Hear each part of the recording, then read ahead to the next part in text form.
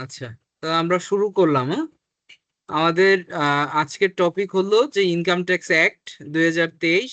এটার ইম্পর্টেন্ট এরিয়াগুলো আমরা মার্ক করে দিব, যে কোন কোন এরিয়াগুলো আপনি একটু ফোকাস রাখবেন। হ্যাঁ, একবারে প্রথম থেকে আমরা দেখে যাব। আর হলো যে ফ্যাক্টটা, সেটা হলো আপনাদের যদি কোনো কোশ্চেন থাকে। আচ্ছা, এই ডিউরিং দ্য টাইম আমাদের ক্লাসে একজন একটা কোশ্চেন করেছিলেন বাড়ি ভাড়া রিলেটেড। ইফতেখার নাকি প্রিন্স করেছিলেন? প্রিন্স মনে হয় লাস্টে জয়েন করছে। কে আমি করেছিলেন করছিলাম কোশ্চেনটা? স্যার, আমি করছিলাম স্যার। আচ্ছা আচ্ছা, এবারে একটু আগে কোশ্চেনটা বলবেন, আপনার ওই কোশ্চেনটা সলভ করে তার পরবর্তীতে যাই। জি স্যার, মানে এই কোশ্চেনটা আর কি ওই যে ফেসবুকে বিভিন্ন গ্রুপ থাকে না পরীক্ষার প্রস্তুতির, ওইখানে পাইছিলাম। কোশ্চেনটা ছিল আচ্ছা, হচ্ছে এরকম যে গ্রুপে অফিস দিয়েছিলেন? আমাদের এক্সাম জি স্যার, গ্রুপে দিয়েছিলেন? জি স্যার কোনটায়? দিয়েছিলাম। কমনটায়? কমনটায় নাকি? ও, এই না যে স্যার, এই পেয়েছি। যে পেইড ব্যাচে। এইটা? জি স্যার। আচ্ছা, এই যে অফিস ভাড়া ভ্যাট সহ 57,500 টাকা, ভ্যাট ও উৎস কর এর হার কত এবং কত টাকা? অফিস ভাড়া ভ্যাট সহ 57,500, ভ্যাট ও উৎস করের হার কত এবং কত টাকা? উত্তর কিভাবে হবে? আচ্ছা, এখানে বাণিজ্যিক 30%-এর হিসাব। আচ্ছা, এ দ্বারা কি বুঝাচ্ছেন? মানে এক নাম্বার হলো বাণিজ্যিক যে 30%-এর হিসাব। হ্যাঁ, এটা কিন্তু আপনার এইটার সাথে কোনোভাবেই রিলেটেড না। এটা হলো যদি ট্যাক্স ক্যালকুলেশন করতেন, তার আয় নির্ণয় করতেন, সেই ক্ষেত্রে। বুঝতে পারছেন? ইনকাম ট্যাক্স রিটার্ন যখন দিবেন, তার বাড়ি ভাড়া খাতে যখন আয় নির্ণয় করবেন ভাড়া খাতে, তখন এই বাণিজ্যিক নাকি অবাণিজ্যিক সেই ক্যালকুলেশনটা আপনার কি কবে বাদ যাবে। বুঝতে পেরেছেন? রিপেয়ার মেইনটেনেন্স হিসাবে।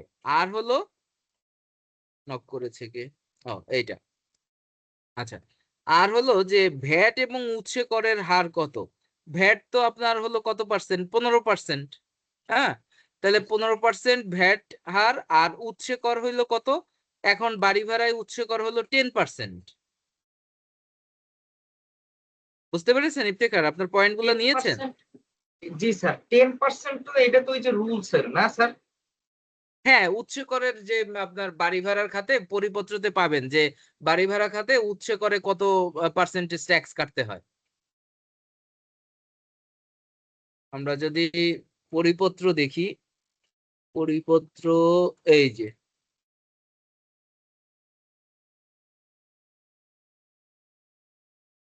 এগুলো তো আছে সবার কাছে, তাই না?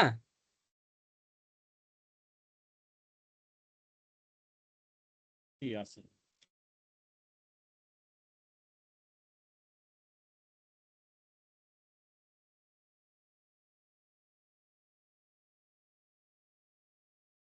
এই যে পরিশিষ্ট যেগুলো আছে, এই পরিশিষ্টের ভিতরে আপনি পাবেন।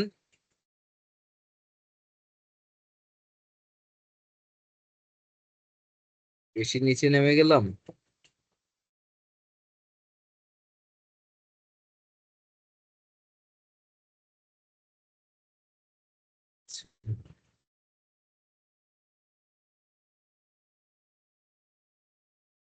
এই যে,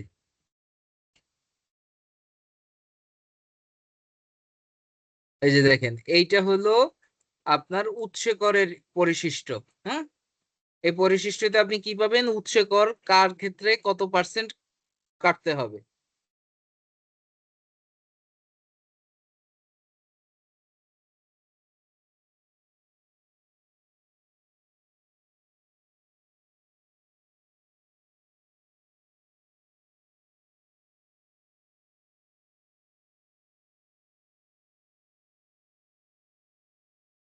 ইন্টারনেট 5%, মোবাইল, বিদ্যুৎ, পরিবহন সেবা, গাড়ি ভাড়া, মেরামত।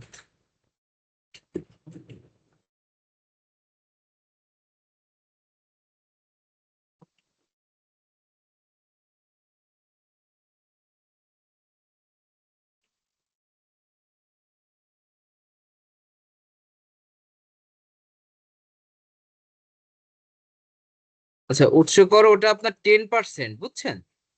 ওকে, ঠিক আছে স্যার। 10%, বাট এই এই সেক্টরটাই আপনি পাবেন। এখন আমার চোখে পড়তেছে না, বাট এই সেক্টরটা আপনি পেয়ে যাবেন। হ্যাঁ, জি স্যার। আগে 5% ছিল, বাট বর্তমানে আপনার উৎসে কর বাড়ি ভাড়ার ক্ষেত্রে 10% করা হয়েছে। আচ্ছা, এই যে পেজটা দেখাচ্ছি পরিপত্রের, এইগুলো কিন্তু সব আপনার ওই উৎসে করের রেট। আচ্ছা, তাহলে আপনার সাউন্ডটা এখানে একটু কমে গেছে স্যার। এখন ঠিক আছে?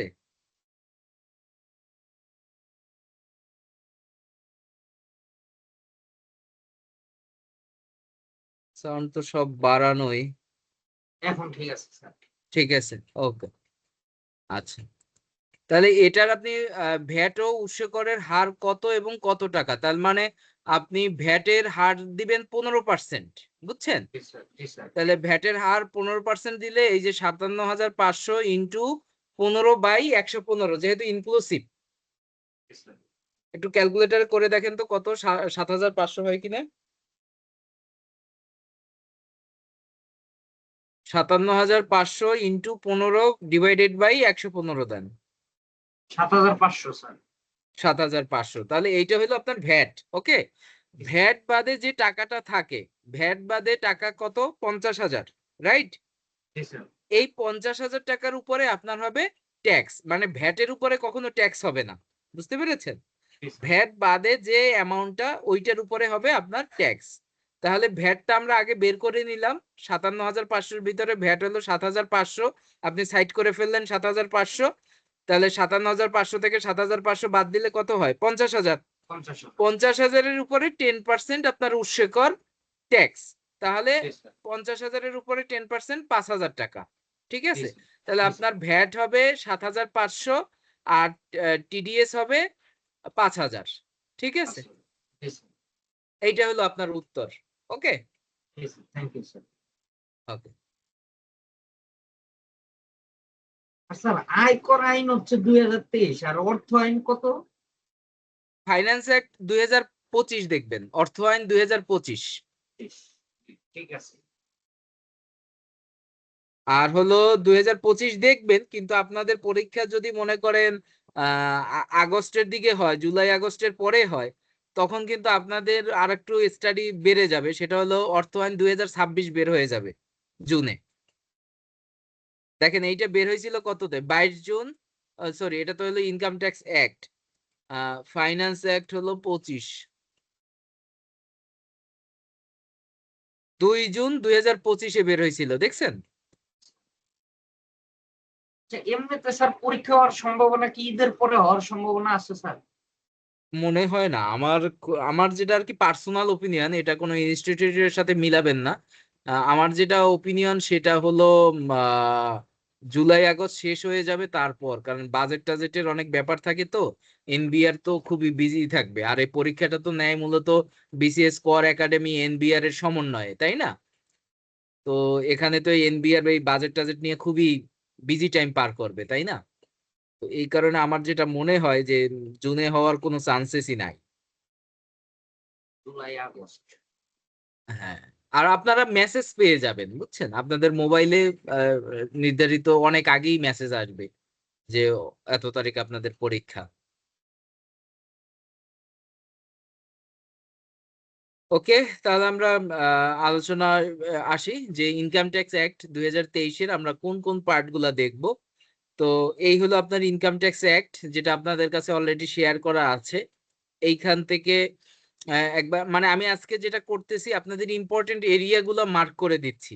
হ্যাঁ, আপনারা এটা বাসায় স্টাডি করবেন। নেক্সট ক্লাসে এই সব এরিয়ায় যেখানে যার বুঝতে সমস্যা, সেইটা নিয়ে আমরা আলোচনা করব। বুঝতে পেরেছেন?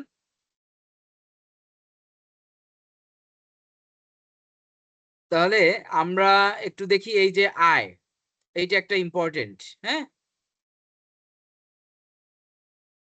আমরা লিখেছি, একটু নোট ডাউন করি প্লিজ। খাতা কলমে বেশি জন আমরা অ্যাটেন্ডিও নাই, যারা আছে একটু ভালোভাবেই করি, যে ইম্পর্টেন্ট নোটগুলো আমরা লিখে নিই।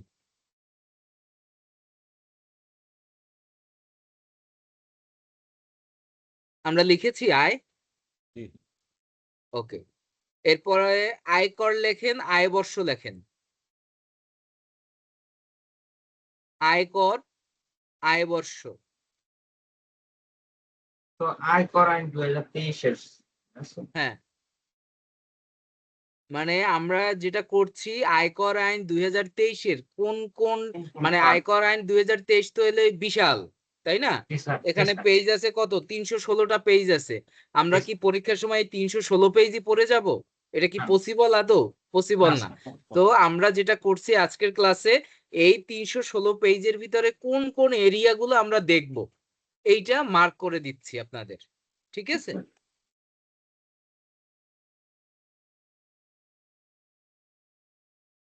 তো আমরা 3টা পয়েন্ট নিয়েছি, যে আমরা এইখানে দেখেন এই যে কতগুলো পয়েন্ট আছে, আমরা এতগুলো পয়েন্ট দেখব না। ঠিক আছে? স্যার এই আয় বর্ষের ব্যাপারটা আর কর হ্যাঁ, বর্ষের ব্যাপারটা মানে হচ্ছে আমি একটু ভোলাই ফেলি, এটা একটু গোলায় মনে ফেলেন। রাখার ওকে কোনো ওকে সহজ বিষয়টা একটু বুঝে দেবেন ওকে স্যার? ওকে হ্যাঁ, আপনি একটু খেয়াল করেন, তাহলেই ক্লিয়ার হয়ে যাবেন। খুব একবারে 100% কনসেন্ট্রেশন দেন আমার কথাটার উপরে। সেটা হলো আয় বর্ষটা কি। হ্যাঁ, যদিও আমরা একবারে প্রথম দিকের ক্লাসেও ক্লিয়ার করছিলাম, তারপর আবারও বলি, এটা অনেকেই ঘুলায় ফেলে যারা নিউ এই লাইনে। আয় বর্ষ হলো যে বছরে আপনি আয় করেন। বুঝছেন ব্যাপারটা সহজ ভাষায়? যে বছরে কি করেন আপনি, আয় আয় করেন। করি। এবং সেই বছরটা শুরু হতে হবে অবশ্যই জুলাই থেকে, শুরু হবে জুনে গিয়ে শেষ হবে। জুলাই 30 ডিসেম্বর। বুঝতে পারছেন কি জি বললাম? স্যার, যে বর্ষে আপনি আয় করেন সেটাই আপনার আয় বর্ষ।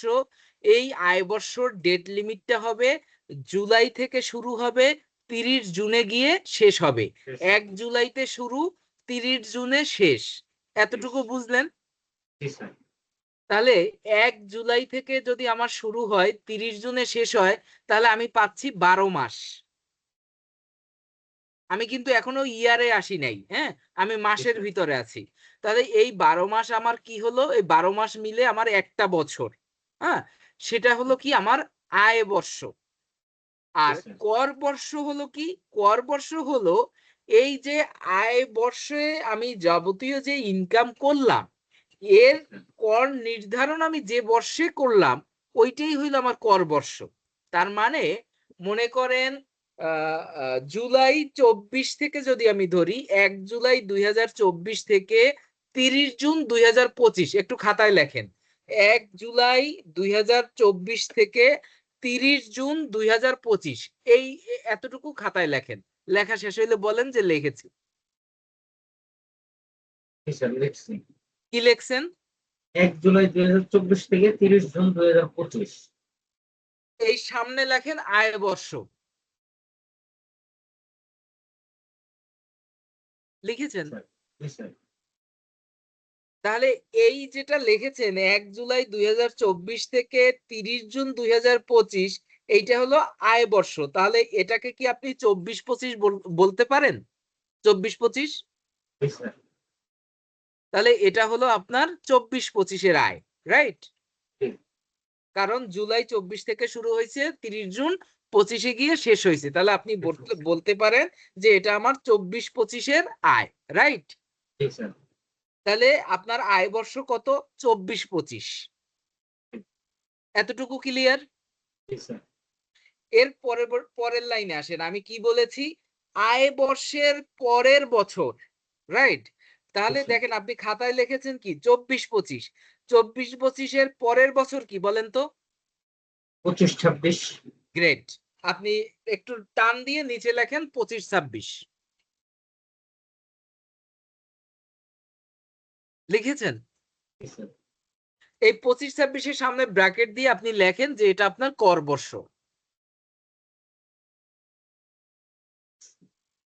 তাহলে আপনি কি বুঝলেন? যে ২৪-২৫ এর যদি আয় বর্ষ হয়, তাহলে ২৫-২৬ হবে আপনার কর বর্ষ। এবার আমি বলি ২৫-২৬ যদি আপনার আয় বর্ষ হয়, তাহলে কর বর্ষ কত বলেন তো? ২৬-২৭। Great. I think you are very much clear now. Right? তার মানে আমার যে বছর আয় হবে, এবং এই আয় বর্ষটা অবশ্যই হতে হবে কি? July two June. ওকে? July two June. এই কথাগুলাই দেখবেন এই আয় বর্ষতে লেখা আছে।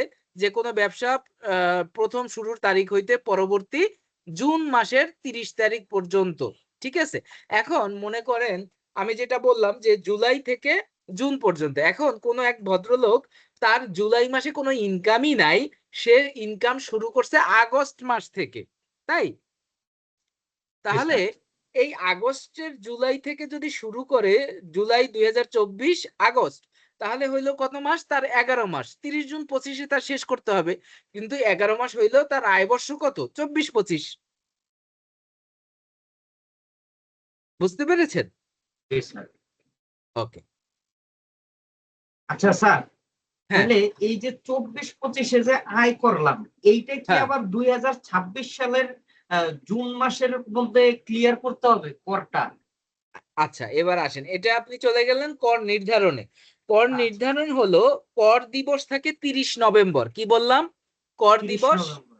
30 নভেম্বর। এই 30 নভেম্বরের ভিতরে, তার মানে হলো, আপনি আবার খাতায় তাকান, আপনার খাতায় আপনি লিখেছেন 24-25-এ আপনার আয় বর্ষ, ওকে? জি স্যার। আপনি কলম রাখেন, 24-25-এর উপরে কলম রাখেন, জি স্যার, রাখছি। ওকে? এইটা হলো কি আপনার আয় বর্ষ। এরপরে আপনার কর বর্ষ কি? 25-26, রাইট? 26। জি তাহলে স্যার। 25-26টা শুরু হবে কত থেকে? জুলাই 25 থেকে। হ্যাঁ। 25-26-এর নিচে একটু লেখেন, জুলাই 25 থেকে 30 জুন 26 লেখেন। 25-26 লেখছেন না নিচে? জি স্যার, জুলাই। এর জুলাই 25 থেকে 30 জুন 26 লেখেন, জুলাই 25 থেকে 30 জুন 26। জি স্যার। রাইট? এবারে আসেন, তার মানে জুলাই 25 থেকে 30 জুন 26, এখানে কি 12 মাস, রাইট? হ্যাঁ। জি স্যার। তাহলে আসেন, July, August, September, October, November, পঞ্চম জি। মাসে, রাইট? জি স্যার। এইখানে লেখেন 30 নভেম্বর 2025, খাতায় লেখেন 30 নভেম্বর 2025, আর একটা ডেট লেখেন। জি স্যার, লিখছি। লিখেছেন? জি এইটা স্যার। হইল কর দিবস। কোন পর্যায়ে? ব্যক্তি পর্যায়ে, ওকে? জি। জি। ব্যক্তি পর্যায়ে কর দিবস 30 নভেম্বর, রাইট? তার মানে জি স্যার। 24-25-এর যে ইনকাম, এর কর বর্ষ হলো 25-26, কিন্তু কর দিবস হলো কবে? 30 নভেম্বর নভেম্বর 2025 25। তারিখে, ওকে? 5 মাস জি। পরেই আপনার এই ডেটটা পাইছেন। এইটা কি? ব্যক্তি পর্যায়ে, ওকে? জি স্যার। জি স্যার। এবার আরেকটা কথা আপনি বললেন যে, স্যার এটা কি আমার 30 জুন 26-এর ভিতরে শেষ করতে হবে কিনা? সেই 30 জুন 26 পর্যন্ত সময় পাবেন ওই ব্যক্তি যার কিনা এইটা প্রথম রিটার্ন। বুঝতে পেরেছেন কি বললাম? জি স্যার।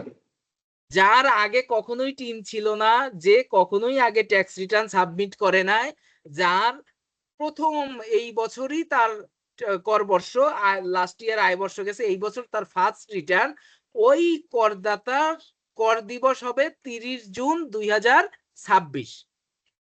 এই তারিখটা লেখেন, 30 জুন 2026, মানে লিখেছেন? যে ফার্স্ট টাইম রিটার্ন দেবে। রাইট। তার মানে আপনি এইটা দ্বারা কি বুঝলেন? এক নাম্বার হলো, সকল করদাতাদের জন্য কর দিবস হলো 30 নভেম্বর জি 2025। স্যার। জি স্যার। মানে 25 তো আর বেজ না, বেজ হলো কি 30 নভেম্বর। 25 জি হবে স্যার। কখন? যদি কিনা তার 24-25-এর আয় হয়। 25-26-এর যদি আয় হয়, তাহলে হবে কি? 30 নভেম্বর 26। 26। আবার যদি চাই, এরকম করে ইয়ার চেঞ্জ হবে, বাট এই 30 নভেম্বরই হলো আপনার কর দিবস, ওকে?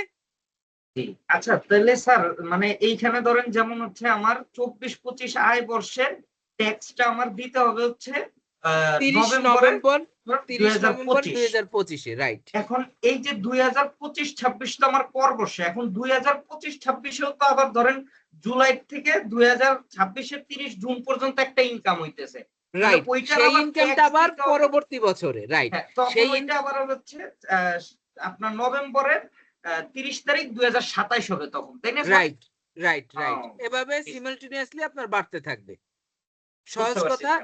একটা হলো আয় বর্ষ, পরের বছরটাই হবে আপনার কর বর্ষ। বুঝতে পারছি স্যার, এবার ক্লিয়ার? Clear sir. জি স্যার, থ্যাংক ইউ। আচ্ছা, তো এইখানে যেহেতু এই টপিকটা উঠছি, এইখানে কিছু ইম্পর্টেন্ট এরিয়া আছে, আপনারা সবাই নোট নেন।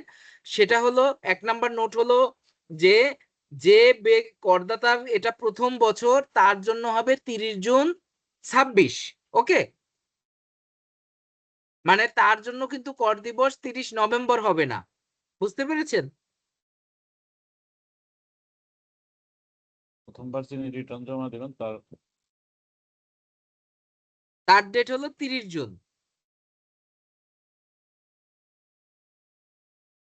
এরপরে আসেন, তাহলে আমি দুই শ্রেণী পাইলাম, একটা হলো ব্যক্তির ক্ষেত্রেই দুই ভাগ করে ফেললাম, সকল প্রকার ব্যক্তি 30 নভেম্বরে দিবে, কিন্তু যে কিনা প্রথম দিচ্ছে সে পাবে 30 জুন পর্যন্ত, পরবর্তী বছরের 30 জুন পর্যন্ত তার সময় পাচ্ছেন। আর এক ধরনের করদাতা আছে কারা? কোম্পানি করদাতা, রাইট? কোম্পানি করদাতার হবে যখন আয়বর্ষ শেষ হবে সেখান থেকে শুরু করে নবম মাসের 15তম দিন, নবম মাসের 15তম দিন। আবার বলেন স্যার। আমরা প্রথমে বললাম কি, সকল প্রকার ব্যক্তি কোম্পানির টাকা। করদাতা 30 নভেম্বর, এতটুকু ক্লিয়ার? জি স্যার, ক্লিয়ার? Hello, clear. জি ক্লিয়ার। Sir, clear.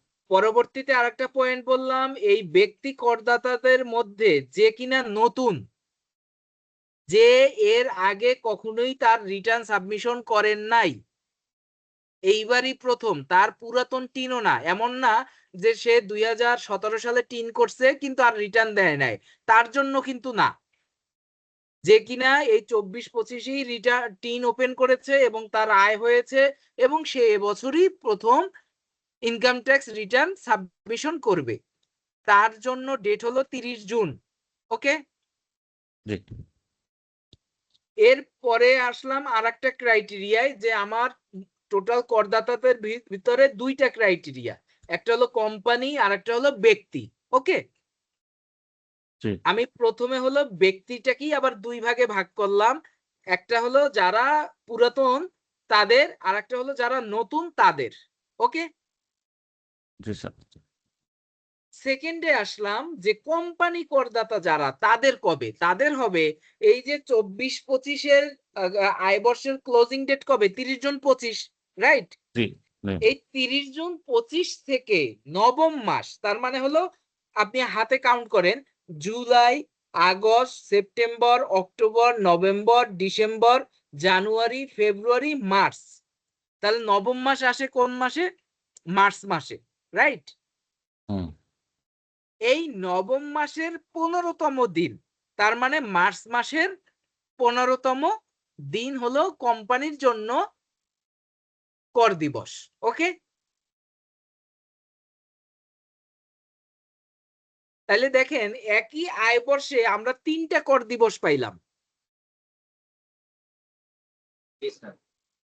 একটা হলো 30 নভেম্বর সকল ব্যক্তি করদাতাদের জন্য, আর একটা পাইলাম ব্যক্তি করদাতাদের ভিতরেই যারা নতুন তাদের 30 জুন পর্যন্ত, আর একটা পাইলাম কোম্পানি করদাতাদের জন্য, তাদেরটা হলো নবম মাসের 15তম 15তম দিন। দিন কোথা থেকে ওকে, নবম মাস? আয়বর্ষ শেষ হওয়ার থেকে। পরে। তাহলে আয়বর্ষ শেষ হয় কখন? 30 জুনে। ওকে,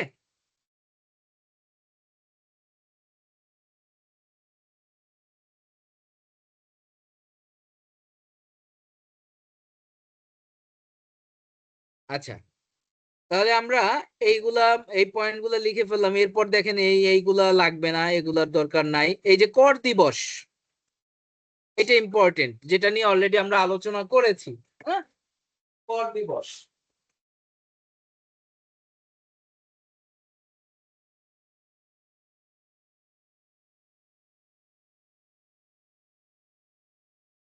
লিখেন কর দিবস, লিখেছেন? জি লিখছি স্যার।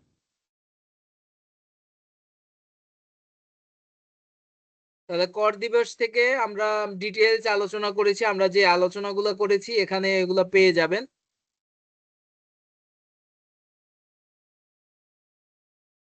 এরপরে হলো কর বর্ষ, কর বর্ষটাও লিখে নেন, কর বর্ষ নিয়েও অলরেডি আলোচনা হয়ে গেছে, যদিও আজকে আমাদের আলোচনা মূল টার্গেট না, বাট আপনাদের যদি কোনো কোশ্চেন থাকে অবশ্যই করবেন।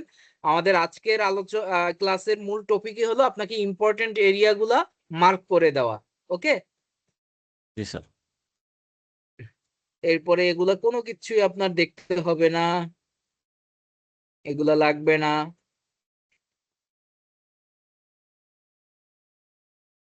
নিবাসী লাগবে, নিবাসী। ভাইয়া নিবাসীটা একটু ক্লিয়ার করে দিয়েন। হ্যাঁ শিওর। নিবাসী নিয়েও আমার প্রথম দিকের ক্লাসে ক্লিয়ার করা ছিল, তারপর আমি ক্লিয়ার করে দিচ্ছি এখন।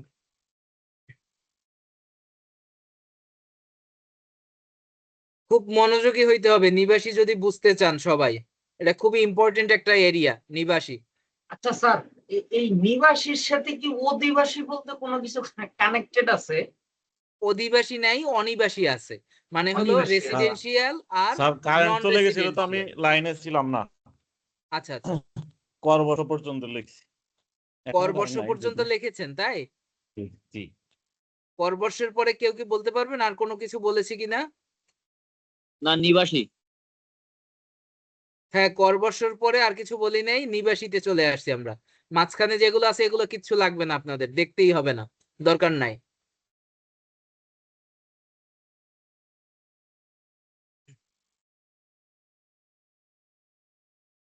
দেখেন আমরা অলরেডি 11 নম্বর পেজে আসছি।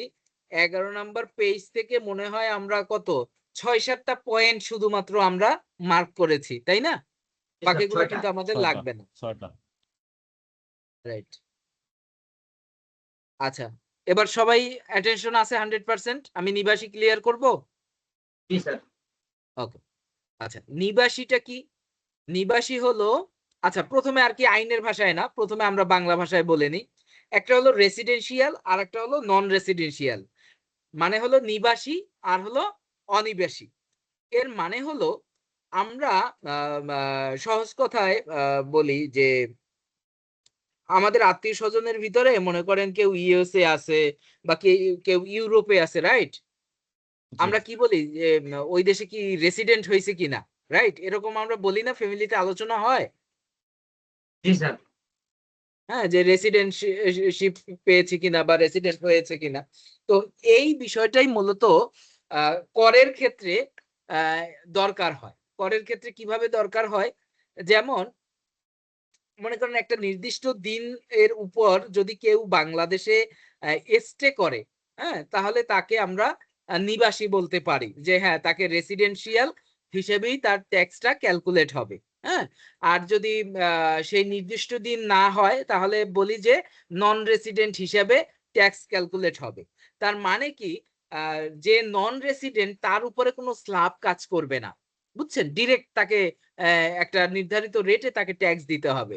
আর যার রেসিডেন্সিয়াল স্ট্যাটাস যার থাকবে তিনি কি করবে, স্ল্যাব রেটে তিনি তার ট্যাক্স রিটার্ন জমা দিতে পারবেন, বুঝছেন? এইটা হলো মূলত ডিফারেন্সিয়েট, এই কারণে ডিফারেন্সিয়েটটা করা হয়। এবার আমরা আসি একবারে স্পেসিফিক আলোচনায়, যে কি বলা আছে, যে আইনে ধারাবাহিকভাবে অথবা উক্ত বর্ষে সমষ্টিগতভাবে ন্যূনতম 183 দিন যদি কেউ থাকে। হ্যাঁ, এখানে কি বলছে, কোন ব্যক্তি যিনি নিম্নবর্তিত সময়ব্যাপী বাংলাদেশে অবস্থান করছেন, তার মানে